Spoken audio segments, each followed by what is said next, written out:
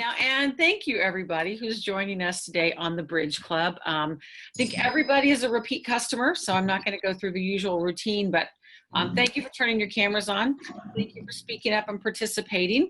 And we're really excited to go to part 2 here today with Dr. Kimberly Pope-Robinson talking with us about how we can build that framework to stay connected to the things that are important to us in our lives. So without further ado, I am going to turn this session over to Kim so she can start with our traditional toast and dig right into the conversation. Yes, so can everybody hear me okay? Okay, cool. And that's Maui in the back. Oh, cute. So I'm in my house today, which is more of a 1-bedroom apartment. It's small quarters, so I can't really go anywhere to get away from him. So the best way to deal with him is to have him a part of it. So hopefully he'll be quiet. I apologize if he does make noise because he is talking to you. And they are noisy. So I am Dr. Pope from One Life Connected, and this is part 2. And I start us with our toast. So I have my coffee, and I really like the fact that we do this in a version of person, because I think that we need to do that more, and we don't really get that in this technology that is today. And even though we're all across the country, I mean, I'm in San Diego, we have Chicago, I toast to the fact that we all were able to get on the call today and see each other. So welcome. Cheers. Cheers. Cheers, Maui. Woohoo. Okay. And for those of you who weren't here the last time, although I think most of you guys were, I started One Life Connected, which is more of a movement to me than it is a business. But what it does is it creates a space that gives veterinarians permission to find their unique path to sustainability. And one of the things that I do is not tell people what to do or how to do it. It's more of a framework that they utilize to help themselves in moving forward. And the first one, we talked a lot about the basics of the framework, which is moving away from that place of name, blame, judge, and towards recognize, embrace, connect, which isn't always really very clear, but it's a starting point, basically. So it's learning how to recognize and embrace the sinkers of our world, and also recognize and embrace the balloons of our world to keep us from sinking into this place where we feel unworthy of acceptance and belonging. And that's basically the framework that we talked about last time. And what I wanted to share this one and really engage on with you guys is one of the cool things that came out of this movement is that One Life Connected became more of a community, not just myself. And so I actually changed the name from One Life Connected Consulting to just One Life Connected. It's a corporation now. And the second C in One Life CC stands for a number of things. It stands for community, it stands for coaching, consulting, corporation, but also commitment. So one of the things the group came up with was, hey, you know how we all honor the veterinary oath in our unique way? And I think you all are pretty familiar with a veterinary oath or a medical oath. You know, we all have that as like our North Star for what we want to do in this industry, whether it's being a specialist, being a practice manager, being a consultant, being a pharmaceutical rep, whatever. We hold that oath as kind of like a star that we move towards. But we want to have the same thing for ourselves. And we want to have this commitment to be something that we hold and honor with the idea of One Life Connected. And so there was about 10 of us that got together, and I made a framework of the commitment and then sent it out to everybody, and then they gave their 2 cents of what this would be, and then we came up with one commitment. And then what I did is I had them all videotape themselves saying the commitment, and I spliced the commitment together, and you can actually see that on my website. If you go up into the right-hand corner, there's a video you can watch where everybody's saying the commitment. So I'm going to read you guys the commitment and then kind of engage more on conversation. But what the idea of this commitment is that we have the veterinary oath as our right star, our North Star, and we have the Be One Life Connected commitment as a North Star. And when we hold those two together, it's when we find sustainability. So it's not honoring just one, it's honoring both the oath and the commitment. And this is what the commitment says. It's a piece of paper, you can print it off from the website as well. It says, I commit to be one life connected by starting on my unique path toward recognize, embrace, connect, and away from name, blame, judge. In this journey, I will honor both my sinkers and balloons in the ocean of life by practicing the 4 following principles: being mindful of my response, creating my environment, embracing my emotions, finding self-forgiveness. I recognize that we each deserve in the space in the world for our own opinions and growth, to find our own authentic true selves, and this will not always be easy. I will find my individualized path to stay connected to my joy and my pain, while also staying connected to myself and all of humanity. I believe I am worthy. My life is deserving. I commit to be one life connected. So it's pretty intense, but so is the veterinary oath, if you really think about it. I mean, that's a pretty intense commitment as well. But what it doesn't have in there, so I'll ask you guys. So when you read that, what do you see, or when you hear it? I know you guys just heard it for the first time. What do you see and feel about that idea of honoring a commitment that's not just self-care, right? Because it doesn't tell you, I'm going to drink better, I'm going to exercise, I'm going to meditate. That's not what it says. It's more of a framework to move towards honoring ourselves. What do you guys think about that idea that they came up with? It's quite open. It's not prescriptive. Yeah, that was, and you know, Debbie, you and I have talked about this. It makes it accessible because it makes Right. it that I don't have to follow a certain thing. I can follow what works for me. But that's the same way as the oath, because you know, as a general practitioner, I honored the oath, but I honored the oath also as a multi-unit manager.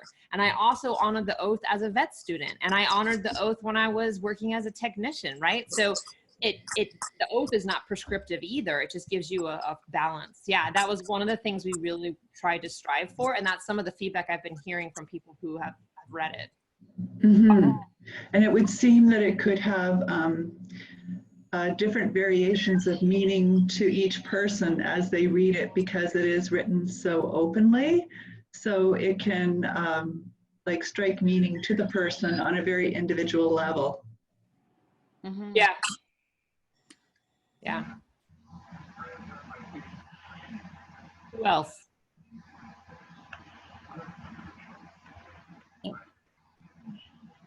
I like that it brought forward the fact that there's something that you're giving out to the world, not just taking from the world too. Just to me, it felt hopeful, and it had a little bit of sense of responsibility without a heavy burden of responsibility, but just the awareness that you're a part of what's happening all around you. And if you are the piece of the puzzle that were to be missing, there'd be a gap there.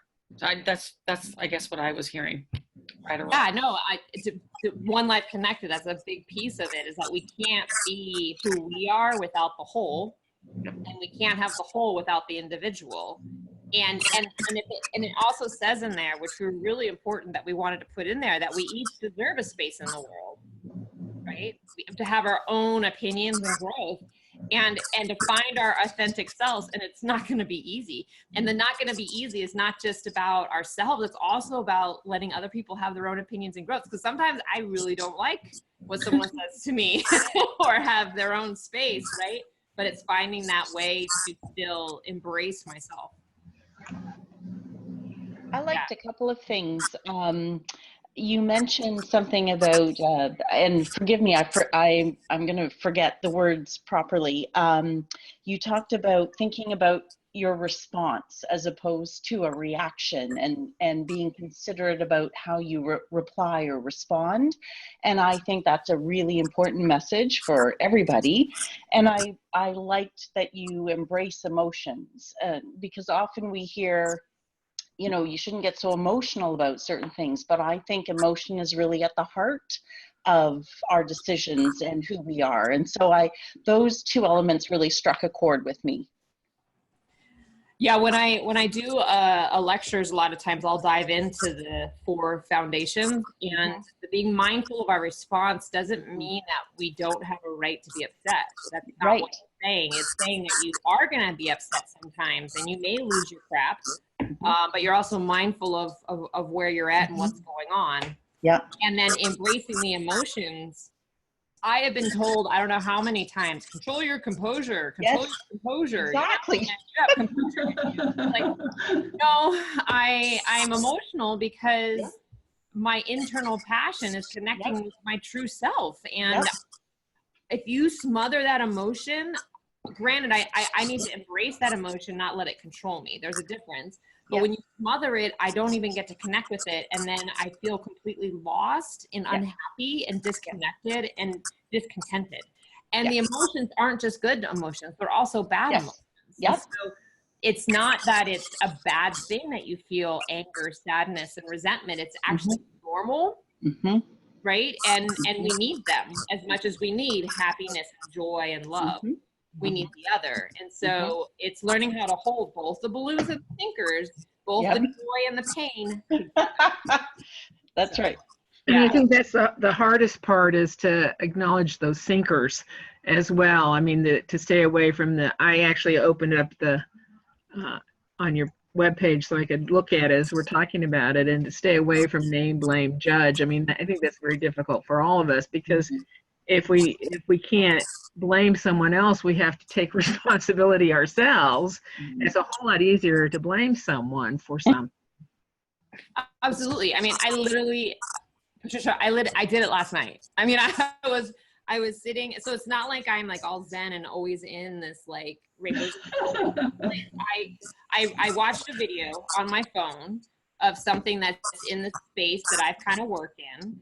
And my immediate reaction is I wanted to blame and be like, oh, can you believe they did this? Oh my gosh. And it's not that they did anything wrong. It's that I feel inadequate because I am not doing enough, because I didn't think to do that, or I'm not making the time to do that. So I suck in thinking I could be in this space. And so my reaction has nothing to do about them. In fact, I think it's great. It's that I feel inadequate, right? And I had to work through that. And so my husband got the pleasure to be part of that balloon filling. As I quit, the first step I said is I recognized I was name, blame, judging.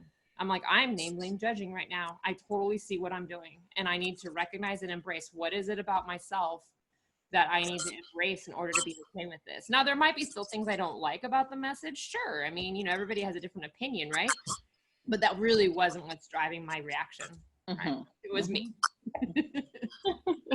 Yeah, and I think that's what this is. That's what's cool about this, is that it gives us a North Star, because like I said in the first lecture, I would go to all these lectures and they're all great intentions and they're all great information, but I then felt inadequate because I wasn't a triathlete.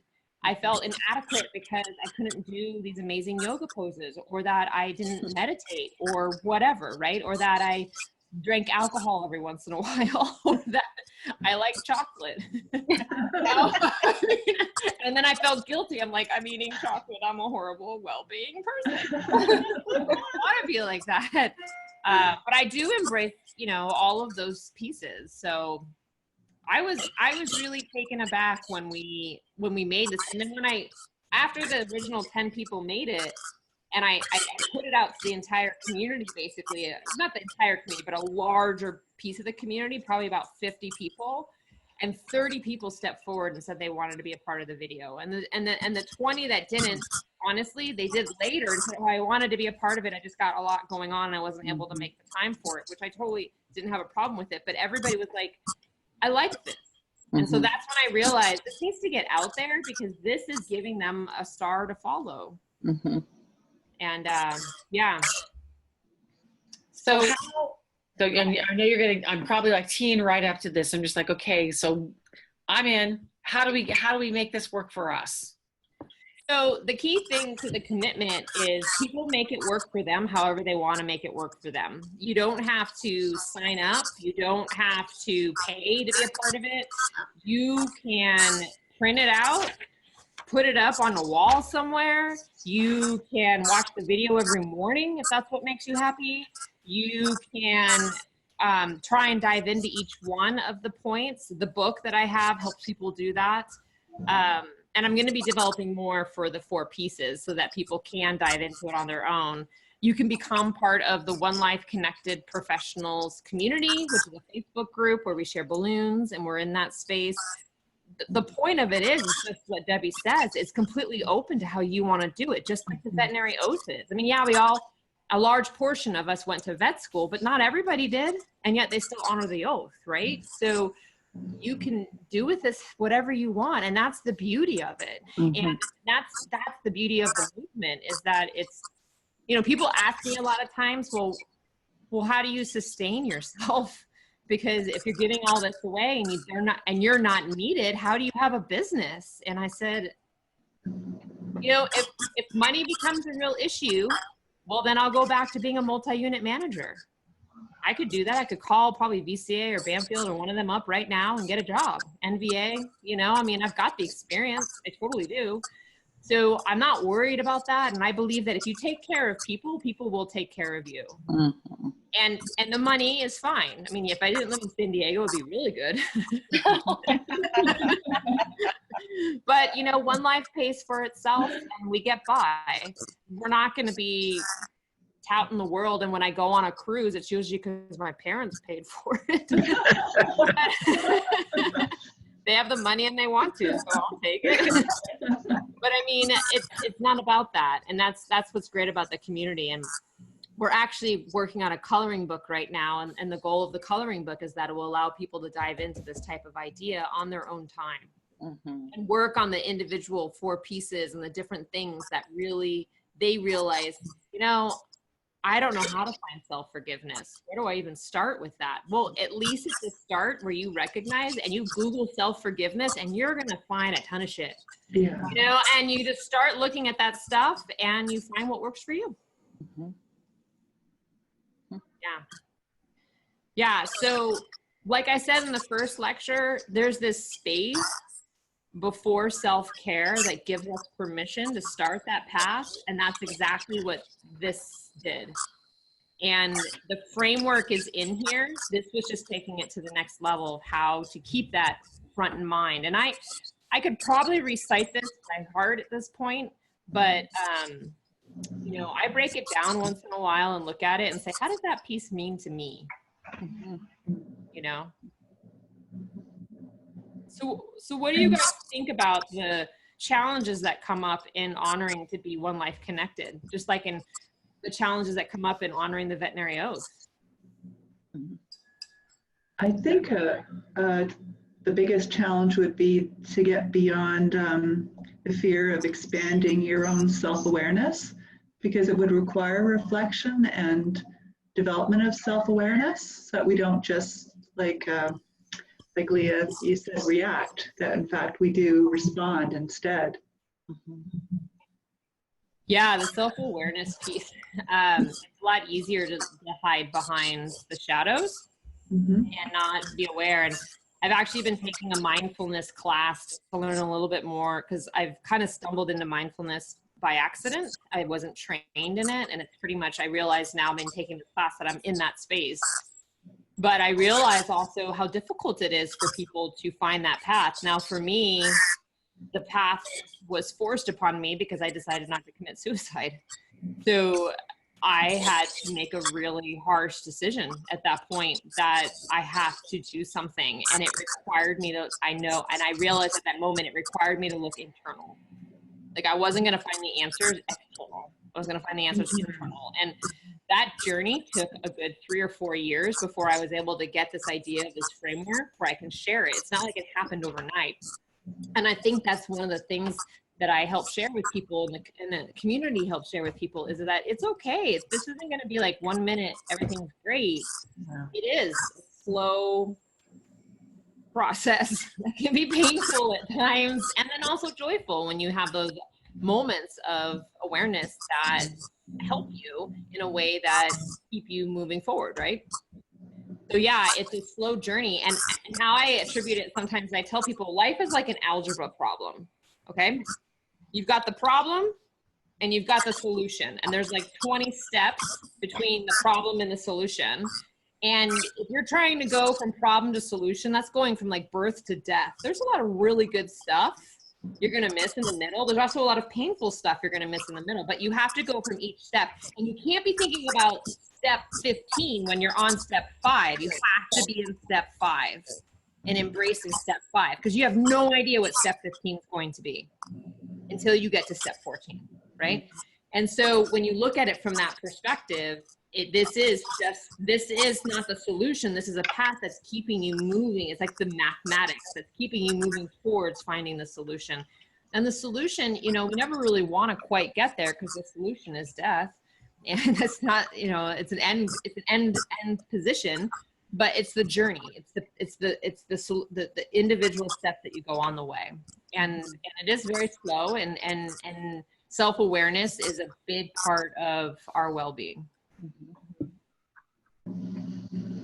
So awareness of others too. Yeah.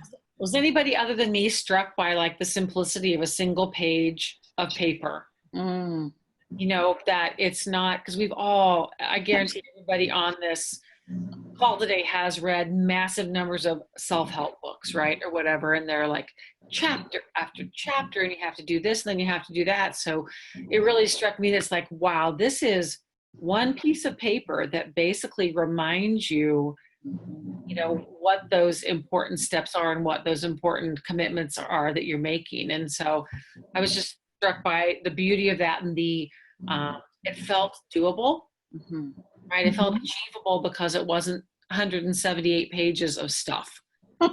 Yeah.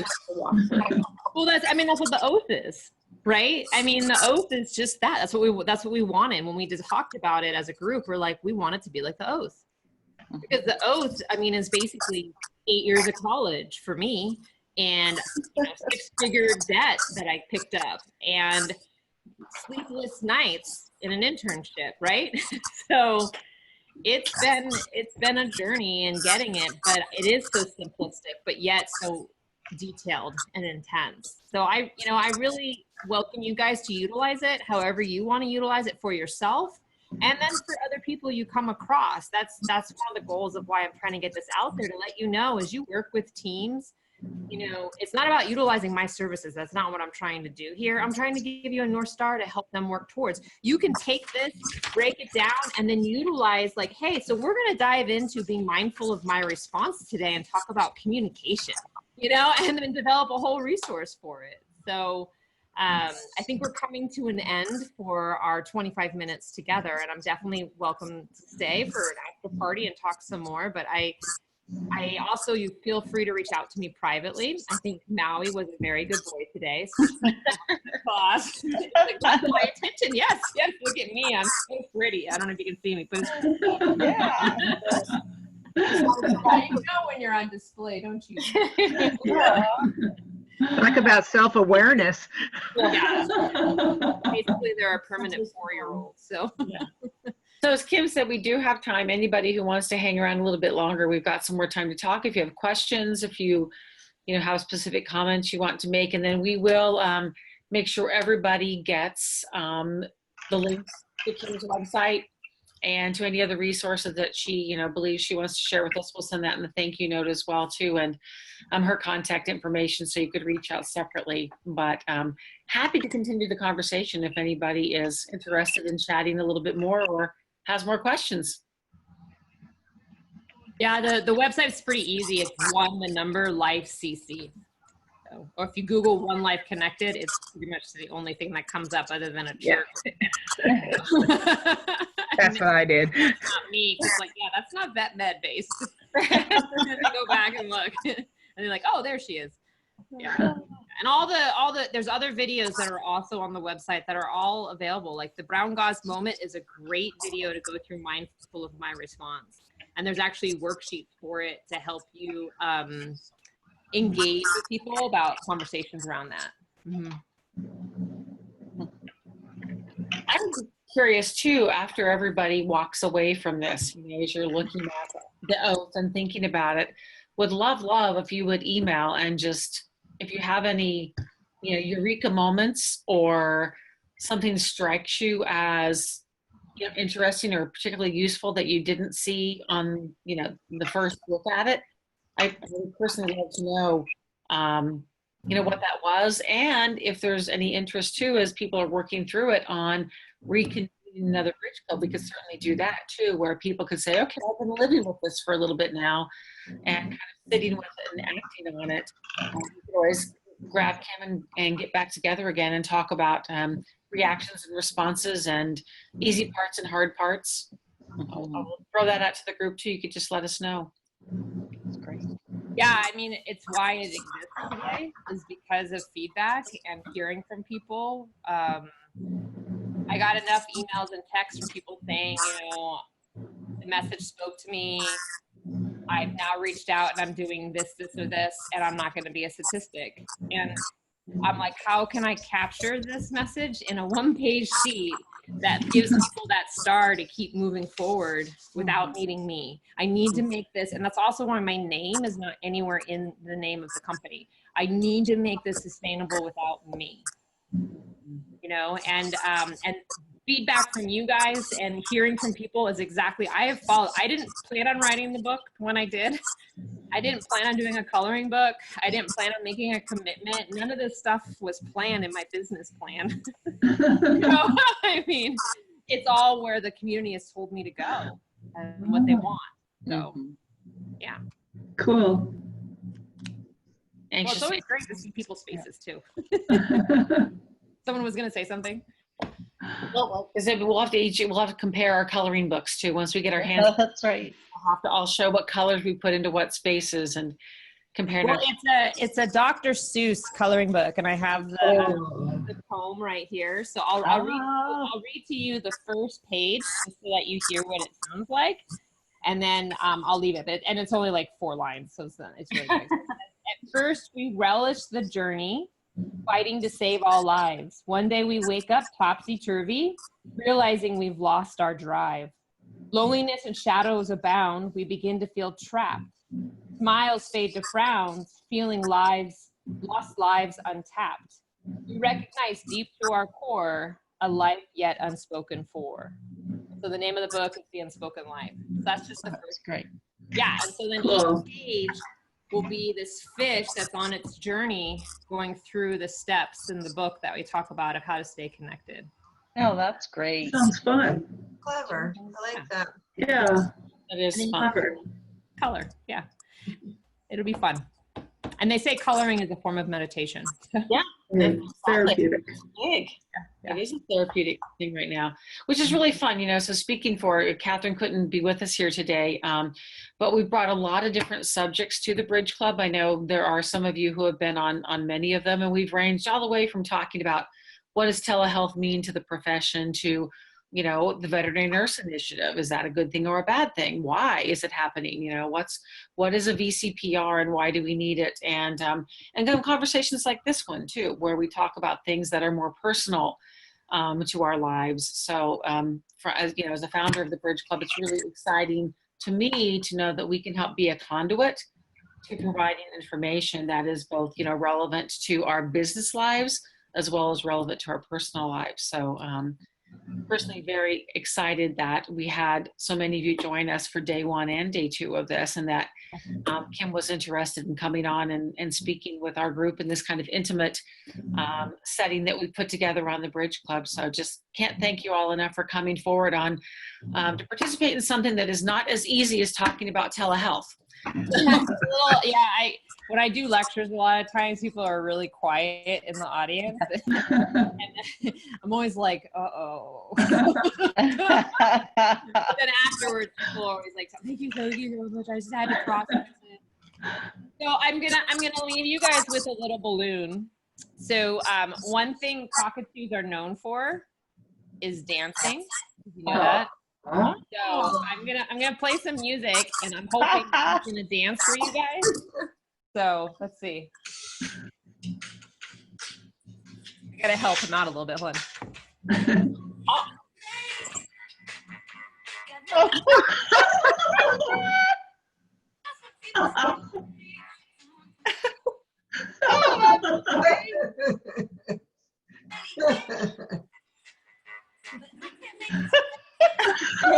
Beat too. So the other day I was working, and then there was like some Guns N' Roses were going on in the background, and I look over and he's all, oh. He's doing an accent. He's still doing it. Oh, but he is. He's still dancing. I love that. It goes to show if you really don't have any rhythm, you still look cute when you dance. At least if you're a cockatoo.